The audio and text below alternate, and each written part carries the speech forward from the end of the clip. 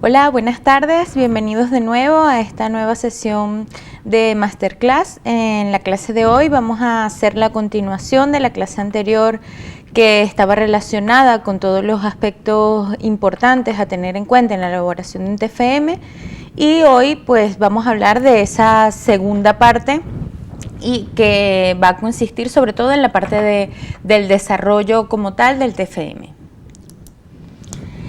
Al igual que la clase anterior, esta clase va a estar relacionada con todas las titulaciones de máster propias que tenemos en este centro, así como por supuesto las formaciones oficiales universitarias. Bueno, primero que todo quería comenzar aclarándoles cómo evaluamos en Bureau Veritas Centro Universitario el TFM, ¿vale? Tenemos tres parámetros de evaluación que son los más importantes dentro de la evaluación del conjunto del TFM. Uno es la organización, que la puntuamos con un 25% de lo que es la totalidad de la calificación del TFM, el contenido del TFM, que tiene una puntuación del 50%, y estas dos partes son evaluadas por el tutor que os ha sido asignado. ¿Vale? Luego tenemos la sesión de defensa de ese TFM, que tiene un valor dentro del global de un 25%, que va a ser evaluada por un tribunal académico. Los miembros de este tribunal académico van a depender del máster que estemos desarrollando. Si es un máster propio, pues tendrá una cantidad de miembros. Si es un máster oficial universitario, tendrá 3 miembros. Aspecto importante tener en cuenta: para aprobar el TFM es condición indispensable aprobar tanto la evaluación de vuestro tutor como la defensa. No, hay algunos que me han dicho, bueno, pero yo he aprobado con un 9 el trabajo escrito o la evaluación del tutor, ¿vale? Y en la defensa pues me han suspendido, pero en global, si yo hago los promedios, pues me da un aprobado. No es posible. Al suspender cualquiera de las dos partes, ya hemos suspendido el TFM. Por lo tanto, hay que tener bastante cuidado, tanto en la preparación de lo que es el contenido total del TFM, del trabajo escrito, como en la preparación de la defensa, ¿vale? Entonces, un poco sí que quería aclararos estos aspectos de evaluación para que tengamos claro a qué porcentaje de evaluación nos vamos a referir en cada uno de los apartados, ¿vale? En el aspecto de organización, ¿qué tenemos en cuenta los profesores a la hora de evaluar? Pues obviamente tenemos en cuenta que se siga un orden lógico, que, por ejemplo, como les explicaba en la clase anterior, tenemos un esquema de puntos obligatorios que tiene que incluir un TFM, pues que esos puntos estén correctamente planteados, que se siga un orden lógico de ideas durante todo el transcurso del TFM. Y eso es lo que evaluamos en organización. También incluimos aquí la evaluación de lo que son aspectos como ortografía, el formato total, que se cumpla con la letra, con los espacios, con los márgenes, ese tipo de cosas, todo lo evaluamos en la organización. Y luego en el contenido, pues evaluamos que el desarrollo de ese trabajo sea correcto con respecto a los requerimientos del máster que se esté cursando. ¿Vale? Sí que es importante indicaros que los aspectos de forma, o sea, como estábamos hablando, aspectos de redacción, de ortografía, de formato total del trabajo, organización, pueden influir dentro del contenido. En ocasiones me he encontrado trabajos que están presentados de una manera tan desorganizada que no me permiten entender correctamente el contenido. Entonces, teniendo en cuenta que son aspectos lo suficientemente importantes como para poder afectar también esa evaluación en el contenido del trabajo. Luego, como os comentaba en la clase anterior, tenemos 3 entregas pautadas. Una vez comenzamos el TFM, el tutor de TFM va a publicar las 3 entregas y 3 fechas límites para cada una de esas entregas, ¿vale? Esas 3 entregas consisten primero en la entrega de la portada, el índice y objetivos, que es en lo que he basado la clase anterior, donde os he explicado detalladamente cada uno de estos apartados, cómo los debemos desarrollar. Y luego tenemos una segunda entrega que es el borrador del TFM completo. Resalto en la presentación el completo porque muchas veces pensamos, bueno, como es un borrador, no pasa nada, yo entrego partes del trabajo, entrego introducción, entrego el trabajo medio desarrollado para que el tutor se haga una idea de lo que yo quiero desarrollar y ya me espero a la entrega definitiva para desarrollar el trabajo completo. No. A ver, la idea es que se desarrolle por completo el trabajo, se entregue en esta fecha que se ha pautado como límite, para que el tutor tenga tiempo suficiente para corregir todas aquellas cosas que no considere correctas. Entonces, muchas veces pueden ser aspectos sencillos de forma que se pueden cambiar fácilmente, pero muchas veces hay aspectos de fondo, aspectos que tienen que ver con el desarrollo como tal del trabajo, que el tutor pues necesita tiempo para corregir, recomendar, tener una comunicación con el alumno. Entonces, precisamente esa es la intención que tenemos en esta primera entrega a la que nos referimos como el borrador de TFM completo, ¿vale? Digamos que entre la entrega del borrador del TFM completo y entregar el TFM definitivo hay un periodo aproximado de un mes. Entonces, con lo cual el profesor tendrá tiempo suficiente para realizar esas correcciones y darlas al alumno para que el alumno las pueda hacer de cara a la entrega definitiva. ¿Vale? Entonces, por lo tanto, este borrador, por supuesto, es totalmente modificable. Yo entrego el borrador completo a mi profesor lo revisa detalladamente, me da una retroalimentación de lo que considere oportuno y yo lo puedo modificar en ese periodo de ese mes para entregar el TFM definitivo. Que ese TFM definitivo en ningún caso se puede modificar. Si yo entrego ese TFM el día de la fecha límite de entrega del TFM definitivo, ese es el TFM que va a ser evaluado y posterior a esta entrega no puede haber ninguna modificación en ese documento. Muy importante, las fechas de entrega del TFM de todas las entregas son improrrogables. No es que no te lo pude entregar porque es que tenía mucho trabajo y no pude entregarlo en esa fecha, dame una semana más. No se puede dar una semana más. El TFM tenemos un planning muy específico, luego para coordinar todo lo que es el periodo de defensa, tenemos que convocar a un tribunal académico, tenemos que acordar calendarios y tenemos un calendario muy cerrado para esto. Entonces sí, os recomiendo que desde el principio os apuntéis muy bien todas esas fechas que os coloca el profesor en esa notificación docente de la que os hablaba al principio, os apuntéis muy bien esas fechas para que os planifiquéis y podáis hacer las entregas en tiempo, ¿vale? Bueno, en ese aspecto yo creo que queda bastante claro. Vale, pues en cuanto a los apartados que debe contener un TFM, como os explicaba en la clase anterior, tenemos una portada, un índice numerado, una introducción, unos objetivos, que estos son los apartados que ya os expliqué anteriormente. Y en esta clase específica nos vamos a basar en la explicación de lo que es la parte del desarrollo del trabajo, o lo que es la parte más importante y más gruesa del trabajo, la redacción de conclusiones, las referencias de bibliografía y los anexos, que en todo caso los anexos son opcionales, no es un apartado, no es al igual que los otros que son apartados obligatorios, los anexos pueden estar o no estar en un TFM. Vale, en cuanto al desarrollo del TFM, ¿qué debemos incluir en este desarrollo? Debemos incluir todos los resultados relevantes del proyecto siguiendo un orden lógico con respecto a los objetivos planteados. Esto es bastante importante y por eso hice tanto hincapié en la clase anterior en el planteamiento de los objetivos, porque en realidad va a ser la base de mi trabajo. Todo mi trabajo lo voy a desarrollar en base a los objetivos que yo me planteé.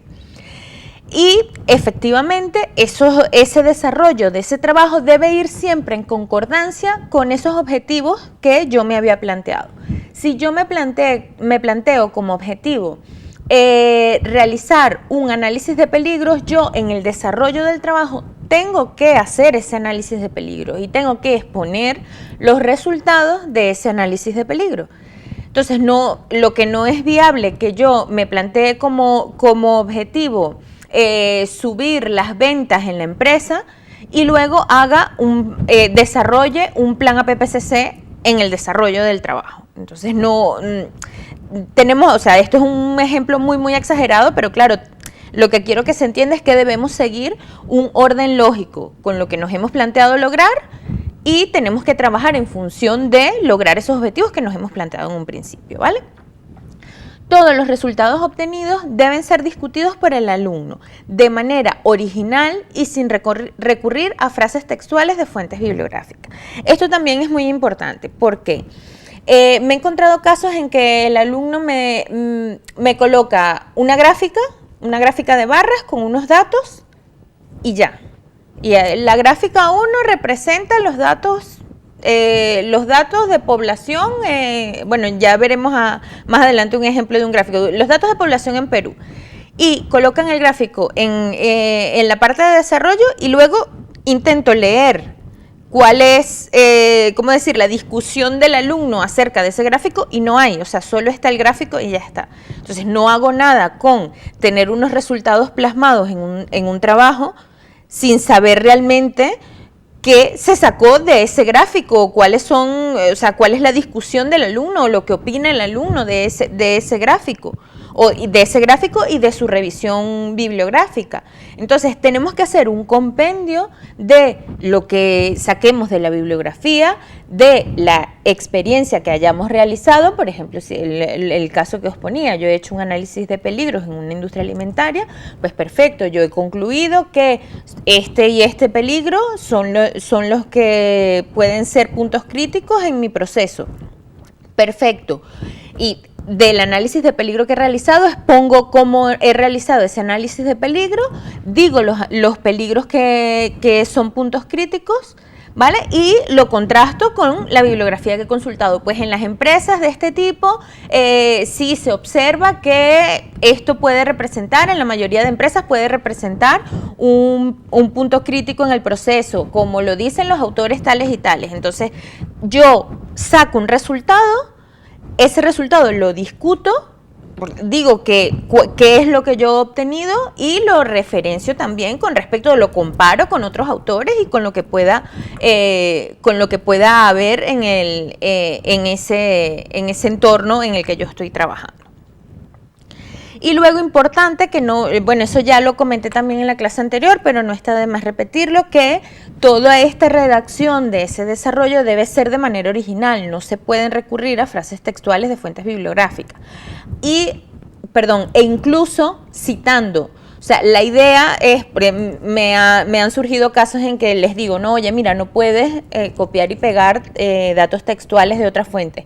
No, Carla, pero es que yo te puse la fuente debajo. Claro, pero son 2 páginas completas del trabajo que están copiadas y pegadas. No. O sea, si me cites la fuente, yo quiero saber qué es lo que has desarrollado tú con tu investigación, con tus resultados. Yo lo que dice la autora ya lo puedo buscar en el libro. Entonces necesito que tú puedas analizar esos datos, puedas analizar esa bibliografía y puedas extraer conclusiones propias acerca de eso.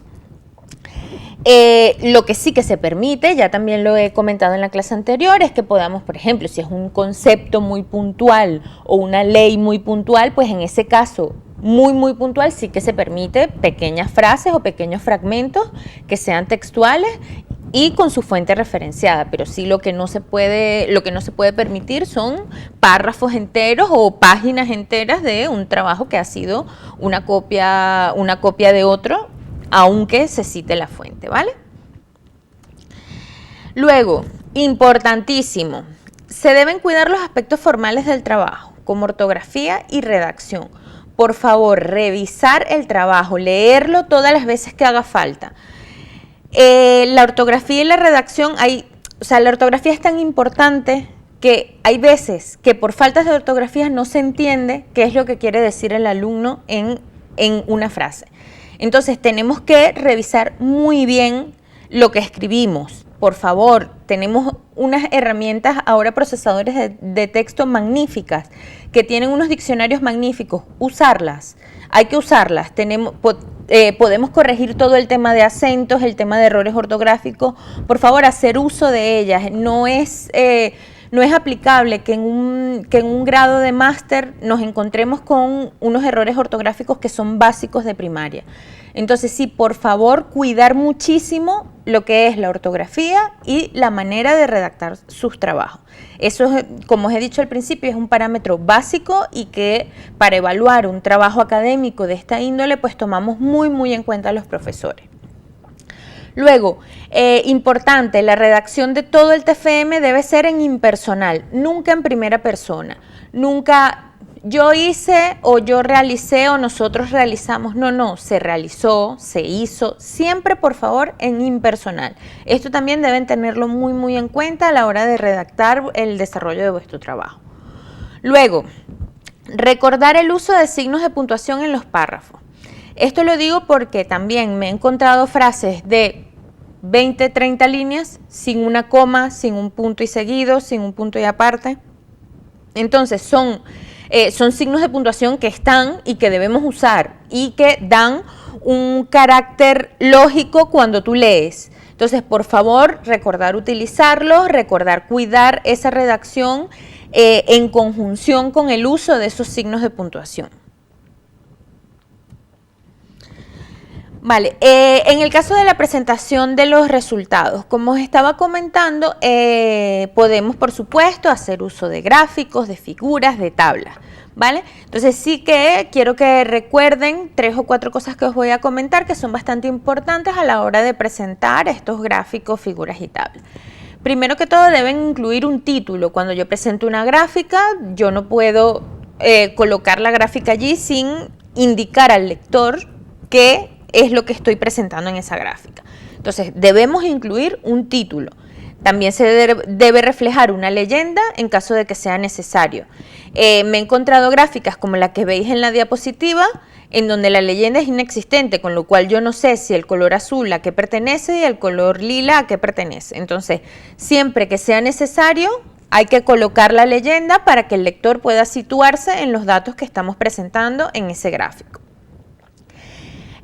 Muchas veces tenemos datos pues, que debemos extraer directamente de las fuentes bibliográficas porque nos sirven para guiarnos en nuestro proceso pues, de análisis de resultados y de desarrollo de nuestro trabajo. Pues obviamente podemos presentar este tipo de gráficas, pero siempre debemos citar la fuente. Cuando esas gráficas no sean de elaboración propia, debemos citar la fuente. Aquí os pongo un ejemplo muy claro, donde podemos ver un gráfico de barras con su leyenda, su título y luego al final colocamos la fuente, Instituto Nacional de Estadística e Informática. Entonces, esta sería una manera correcta de presentar un gráfico, al igual que para las figuras y las tablas, ¿vale? Eso sí, en todo caso, es preferible que el alumno elabore mediante su trabajo o como producto de su propia investigación esos gráficos, figuras y tablas. Obviamente podemos recurrir a ellas como un caso excepcional, al igual que os hablaba en el caso de las citas y de las citas de pequeños fragmentos de conceptos o de leyes. Obviamente podemos recurrir a ello, pero debemos de tratar que sea lo mínimo posible y en la medida de lo posible esos gráficos, tablas y figuras deben ser de elaboración propia del alumno. Vale, en cuanto a las conclusiones del TFM, deben ser concretas e incluir los logros más importantes del trabajo. Claro, aquí puede haber un poco de todo, me explico, porque hay conclusiones, claro, digo concretas, que tratemos de ir al grano. No necesito que me cuentes absolutamente todo lo que ha sido el transcurso del trabajo para que llegues a decirme en 2 líneas las conclusiones a las que has llegado.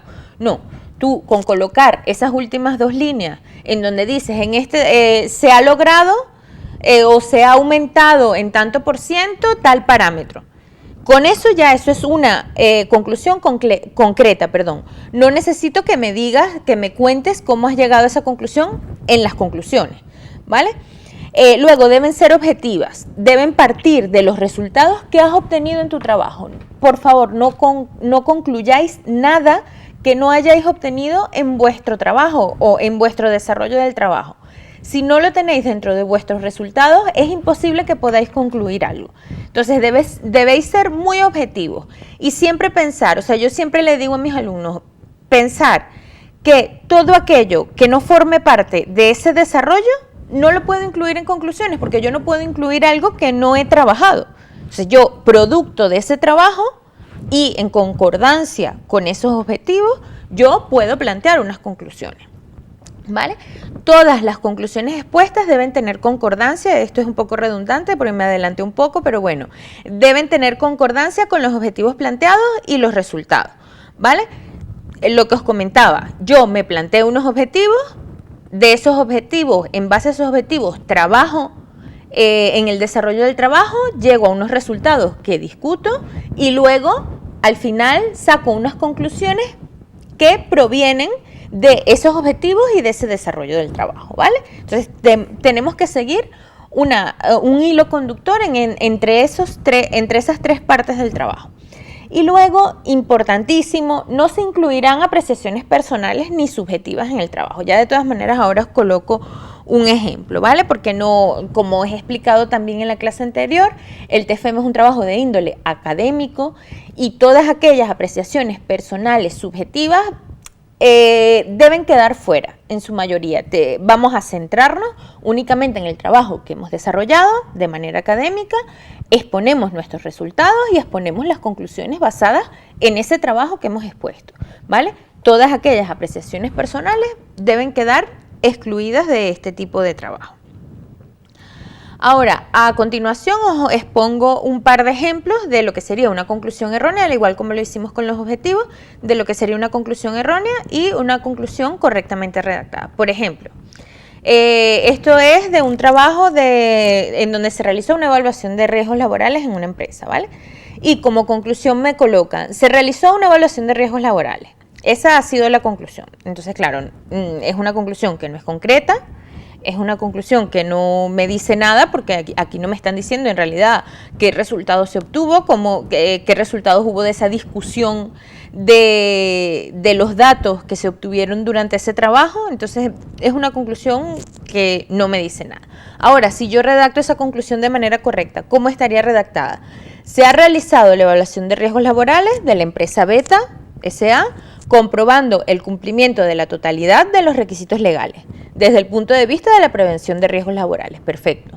Yo me he planteado un objetivo, que es realizar una evaluación de riesgos laborales para comprobar si esta empresa cumplía o no con los requisitos legales. Y he concluido a través de mi investigación y de mi trabajo de campo que sí, que efectivamente cumplía con esos requisitos legales, con lo cual es una conclusión correctamente redactada. Luego, otro ejemplo de una conclusión errónea. Desde mi sincera opinión, aquí volvemos con el tema de apreciaciones personales que debemos excluir. Desde mi sincera opinión, se ha realizado un buen estudio de la influencia del uso de la pantalla de la pizarra digital, en el aula. Con ello se ha dado respuesta al primer objetivo del presente trabajo. Entonces, claro, allí es un poco como que tratamos de forzar ese cumplimiento del objetivo, ¿no? Sí que teníamos esa concordancia con los objetivos, pero la hemos tratado de forzar sin en realidad exponer ningún dato ni ninguna conclusión, ¿vale? Porque estamos dando una opinión personal, estamos dando una opinión personal y no estamos realmente diciendo cuáles son las conclusiones que hemos sacado de esa evaluación. Entonces, una conclusión correctamente redactada sería: mediante los test realizados, se ha comprobado que la atención del alumnado experimenta un aumento del 10% con el uso de la pizarra digital en el aula, ¿vale? Eso sería una conclusión correcta. Y importante en las conclusiones, en la medida de lo posible, puedes exponer, si nos hemos planteado, como os hablaba en la clase anterior, objetivos medibles, exponer esos parámetros medibles de cómo se han logrado para que el lector vea realmente qué es lo que se ha logrado en ese trabajo, ¿vale? Entonces, en la medida que podamos exponer en los resultados y en las conclusiones esos parámetros medibles, mejor. Luego, para realizar la bibliografía del TFM, esto es otro punto en el que normalmente también se encuentran bastantes errores y es muy importante porque hay que tengamos en cuenta que el tutor pues quiere consultar esa bibliografía, quiere saber de dónde se ha extraído ese trabajo. Muchas veces los profesores pues vemos trabajos realmente interesantes y es muy muy interesante tener una base bibliográfica que nosotros podamos consultar. Y tengan en cuenta también que los trabajos que están muy muy bien hechos pues se hacen públicos, con lo cual Con lo cual es importante que esa bibliografía esté bien ordenada, sea correcta y que pueda ser consultada por cualquier persona, cualquier lector que tenga acceso a ese trabajo. ¿Vale? Entonces, la nomenclatura que utilizamos aquí en Buró Veritas Centro Universitario es la nomenclatura APA. Al igual que en la clase anterior, os coloco aquí también la página web de las normas APA, donde podéis consultar cómo citar cualquier tipo de referencias bibliográficas. Y os recomiendo que consultéis antes de realizar vuestra bibliografía, que consultéis esta página web porque la verdad que está muy muy bien explicado. Ahora de todas maneras os he extraído algunos ejemplos de bibliografía justamente de esa página web, pero sin embargo los invito a profundizar en este tema antes de realizar vuestra bibliografía para que podáis redactar una bibliografía correcta, ¿vale? Luego, importante, la bibliografía siempre la vamos a presentar en orden alfabético. Por favor, tener esto muy en cuenta porque es más fácil para la consulta. Es la manera, según nuestro punto de vista en nuestro centro, es la manera correcta de presentar una bibliografía. Entonces, sí que por favor, tener muy en cuenta esto, que debemos presentarla en orden alfabético.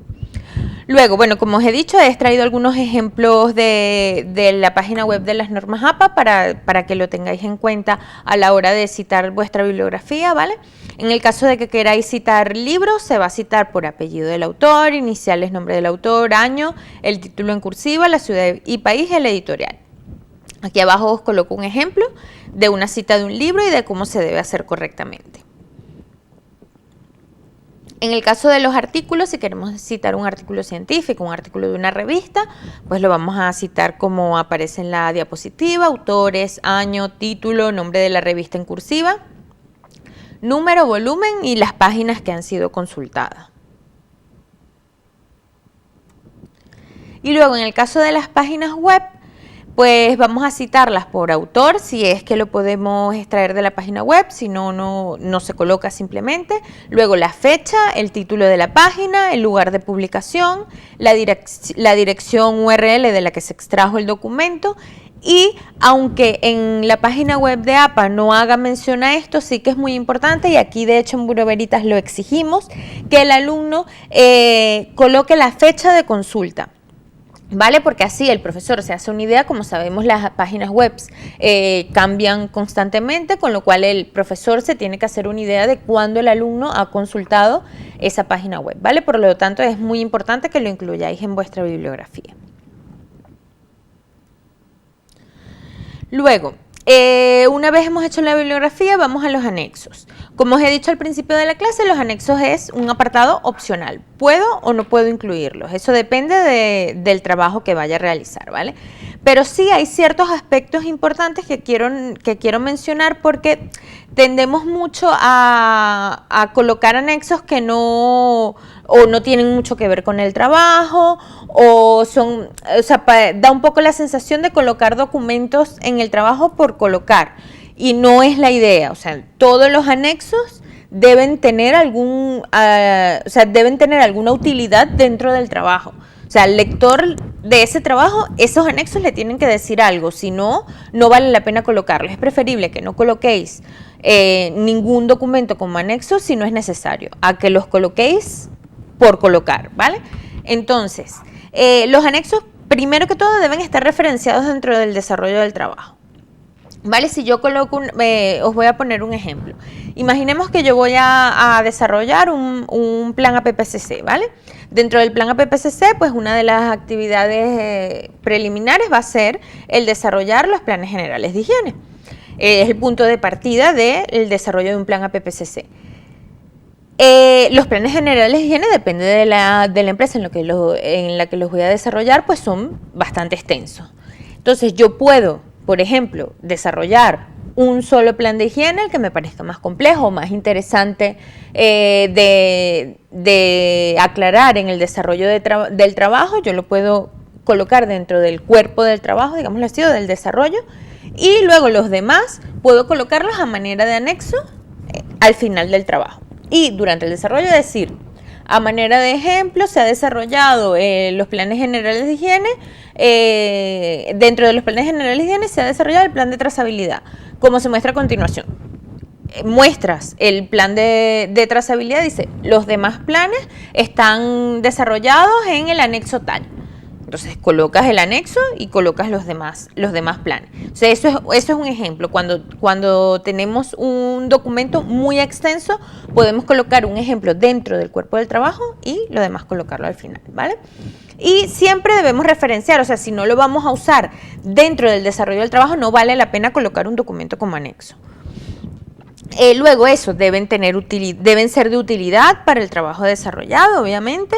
Se pueden incluir documentos que sean relevantes, pero que por su extensión no pueda formar parte del desarrollo del trabajo. Y no se deben incluir aspectos o resultados que sean fundamentales para el cumplimiento de los objetivos. Esta parte debe estar desarrollada en el trabajo, en lo que es el cuerpo del trabajo. ¿Por qué digo esto? Volvemos al ejemplo del desarrollo del plan APPCC. Tengo un TFM cuyo título es desarrollo de un plan APPCC en la empresa Beta. Y luego me desarrolla los planes generales de higiene en el cuerpo del trabajo, me desarrolla los planes generales de higiene, me hace el análisis de peligros, y luego en los anexos me coloca todo el plan APPCC. Entonces, claro, no, ese era el objetivo fundamental de tu trabajo, con lo cual tiene que estar en el cuerpo del trabajo.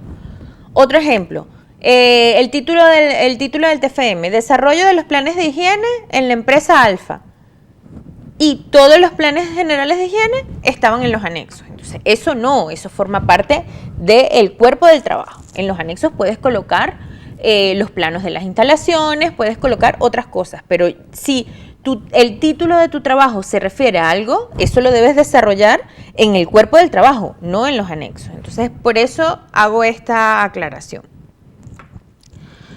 Luego, vale, pues ya hemos recorrido un poco todos los aspectos que hay que tener en cuenta a la hora de desarrollar nuestro TFM. Ahora, nos enfrentamos con la segunda entrega, que es la entrega del borrador del TFM completo. ¿Qué debemos tener en cuenta? Bueno, debemos tener en cuenta que durante todo el curso de la asignatura del TFM, el tutor va a estar disponible para consulta. Por favor, usar esas herramientas, tenéis a vuestro tutor a vuestra disposición para que podáis consultar todas las veces que queráis acerca de todas las dudas que tengáis en vuestro TFM, en el desarrollo de vuestro TFM. Utilizarlas, no vale la pena que lleguemos al final para hacer una consulta ya cuando el TFM no tiene solución. Entonces, utilicemos todo el tiempo que tenéis disponibles para el desarrollo de vuestro TFM para estar en contacto continuo con vuestro tutor, recibir su retroalimentación y poder ir poco a poco desarrollando ese trabajo de una manera correcta. Porque, ¿qué pasa? Que si esperamos a última hora, entregamos un borrador completo en el cual esté todo de una manera desordenada o las ideas no estén correctas o los objetivos no sean correctos. Entonces, ese TFM igual en ese mes no les va a dar tiempo para colocarlo de una manera correcta y hacer la entrega definitiva. Entonces, por favor, hacer uso de el tutor que tenéis disponible. Podéis consultar cuantas veces queráis. ¿Vale? Como os he dicho, es muy recomendable que mantengáis ese contacto continuo y que enviéis avances. O sea, es preferible que vayáis enviando avances de objetivos, que vayáis enviando avances de introducción, que mostréis a vuestro tutor poco a poco cómo vais desarrollando ese trabajo, para que al final no se os venga todo el tiempo encima. Es importante mantener este hilo durante todo el transcurso del TFM.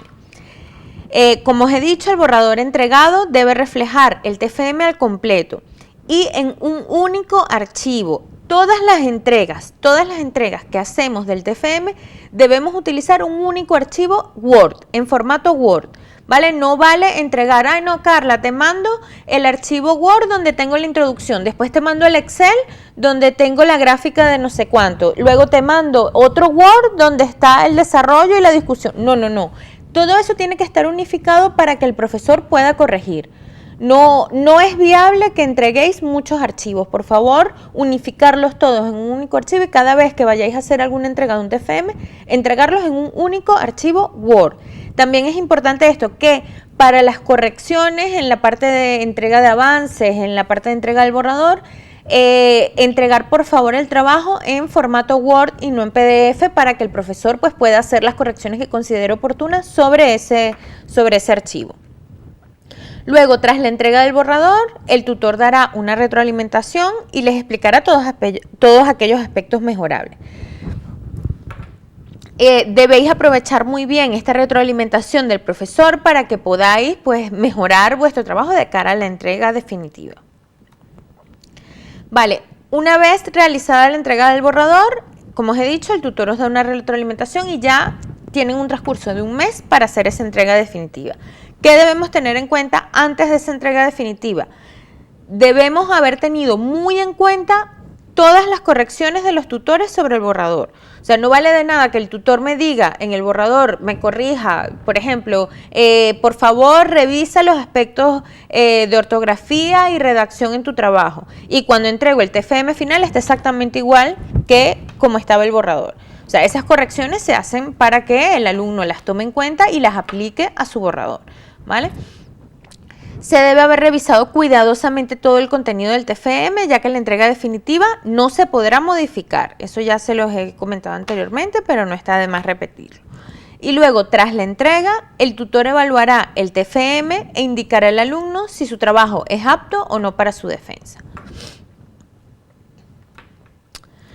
Bueno, y como conclusión final de esta clase, me gustaría recordaros que es muy importante tener en cuenta las fechas de entrega del TFM. Por favor, apuntaros estas fechas en vuestros calendarios para que os planifiquéis y podáis llegar a todo a tiempo, ¿vale? No, en este tipo de trabajos de índole académico son muy extensos, requieren mucho esfuerzo y no vale la pena que dejemos todo para última hora porque normalmente este tipo de trabajos que ya incluyen una seriedad, una evaluación de un tribunal académico posterior, pues las prisas no nos llevarían a ningún lado. Entonces sí que es preferible planificarlos muy bien, tomar muy en cuenta las fechas y poder hacer todas nuestras entregas mediante un contacto continuo con el tutor a tiempo, ¿vale? Luego, lo que os he dicho, se puede o debe recurrir al tutor durante todo el transcurso del TFM.